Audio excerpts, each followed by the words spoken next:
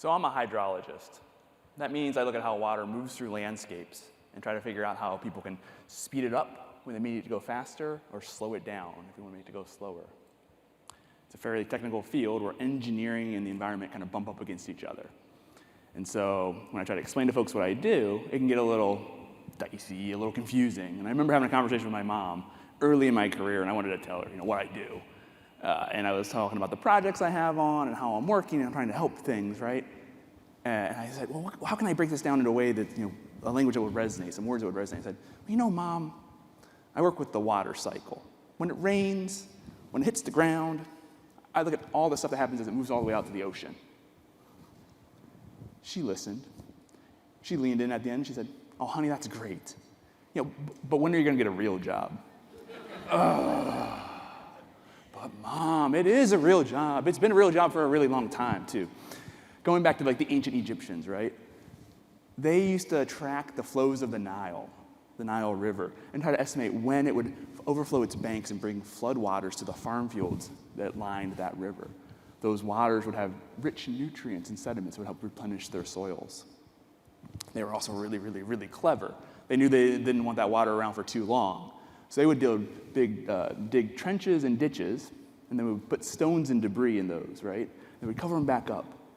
Those would create underground channels for that floodwater then to quickly move through those fields, right? They were creating drainage systems that would help aerate the soil, help promote their crop growth, but also kept their feet dry. So that's kind of nice for them. Moving forward, we still do this. Modern day, we've gotten really good at it too. We've increased our efficiency. Now we don't use stones and trenches, right?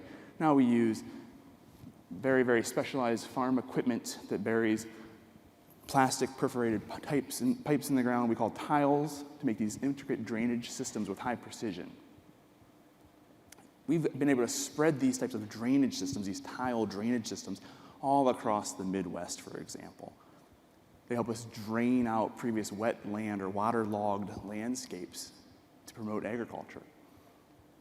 You may have even seen some of these types of systems when you fly over the region, right? If you see some patterns in the ground, some bare fields, you see some lines, that might be the alternating patterns of wetness and dryness these systems, these tile drainage or these subsurface drainage systems create. These tile drainage systems help lower the water table and help water move quickly through farm fields. What that does is it allows roots for crops to penetrate deeper and have more space to breathe and take up nutrients.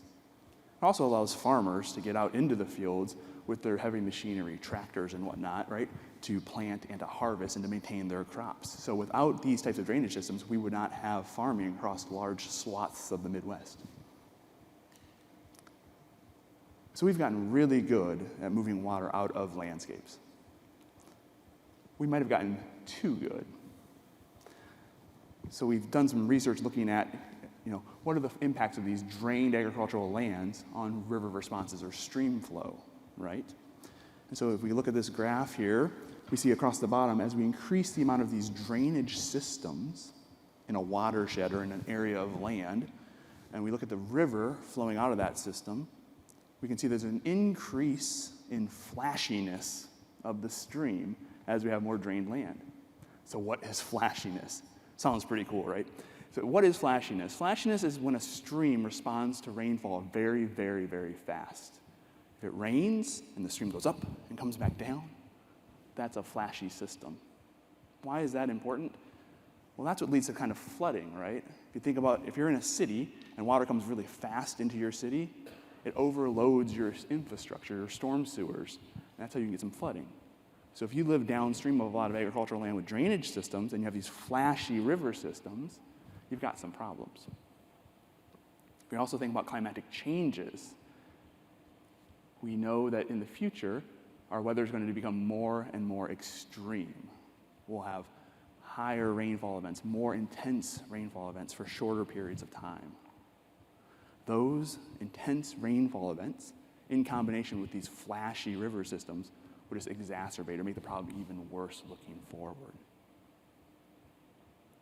And it's not just that these systems move a lot of water quickly, it's also what comes with that water. Draining out those farm fields, right? we get a lot of excess nutrients and fertilizers that move from farm fields into our river systems and then quickly move through downstream to bodies of water like the Great Lakes.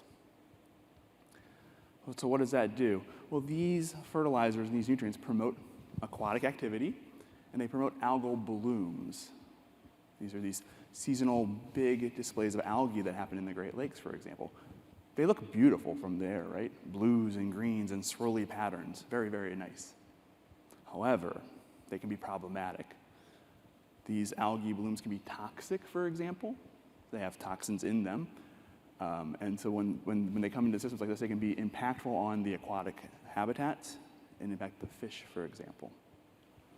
What else happens? Well, imagine if you're trying to get drinking water from one of these lakes, like the city of Toledo taking its drinking water from Lake Erie.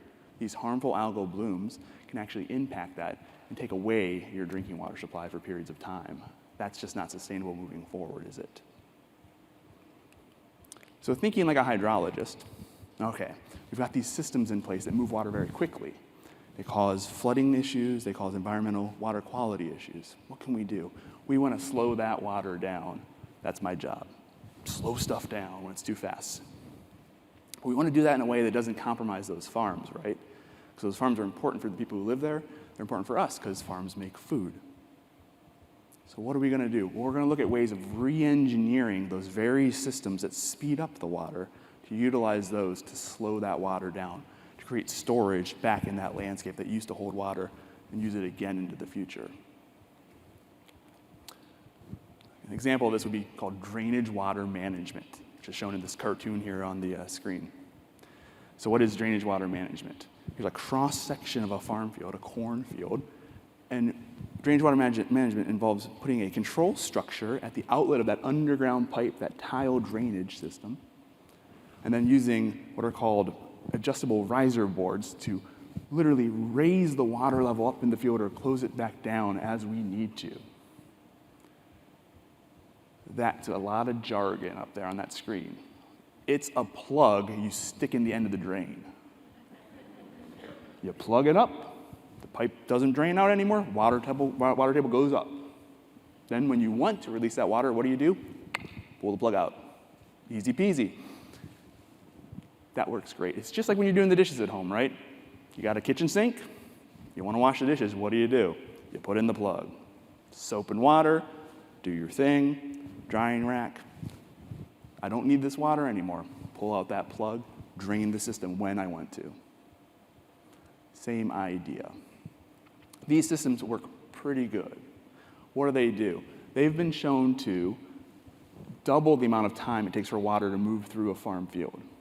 So what used to take 1 hour takes twice as long for a storm event that goes through.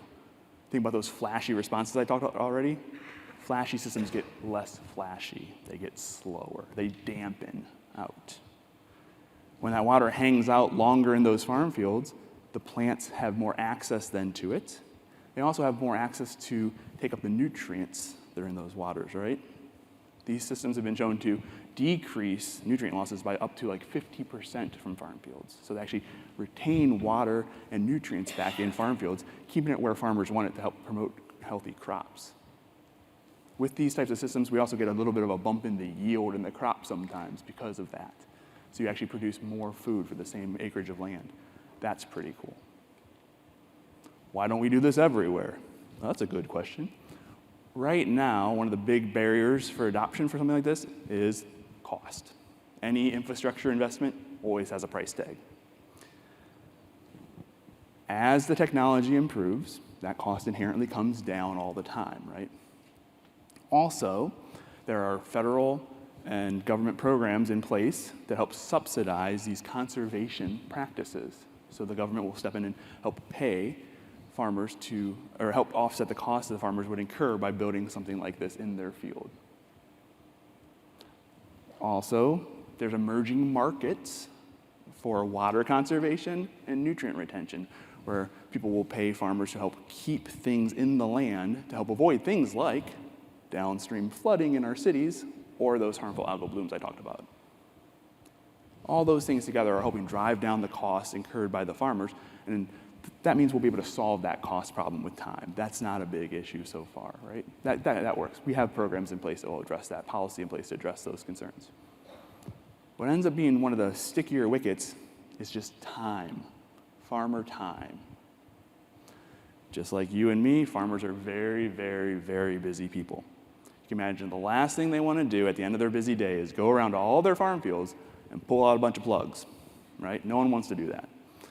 So that's where the next generation of drainage water management is automated.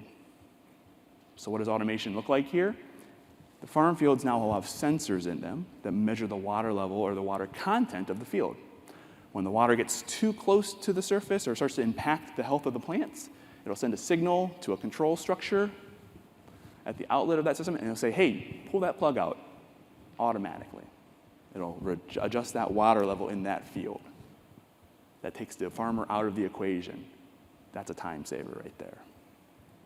Even better, these systems can also talk to each other and be coordinated through a central command unit or a central system. So we can actually open all the fields with a push of a button. Why is that nice? You can imagine if the Weather Service says, hey, tomorrow or next week there's going to be a big old thunderstorm. It's coming. The floods are coming. We can actually open up those valves, pull out those plugs, drain the farm fields, and create all this storage space. All that water that comes in that big, intense rainfall can be stored in there, right? So it doesn't quickly flash to those streams that cause flooding. It actually gets stored back in there and can be slowly released when and where we want it.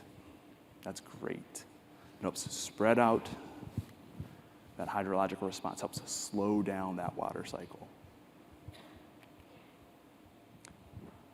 So what happens is farms and farmers become part of the solution to climate change impacts and fighting against them. By re-engineering these drainage systems that have been in place, we can actually store water and nutrients back in that landscape. This creates a win-win for both the farmers, the people living downstream, and the environment. So going back to that question my mom asked, right? Is that a real job? When are you going to get a real job? It is a real job. It has been a real job. It's going to continue to be a real job. It's going to be important as we look for smart solutions to offset the impacts of climate change that benefit both people and nature. Thank you very much.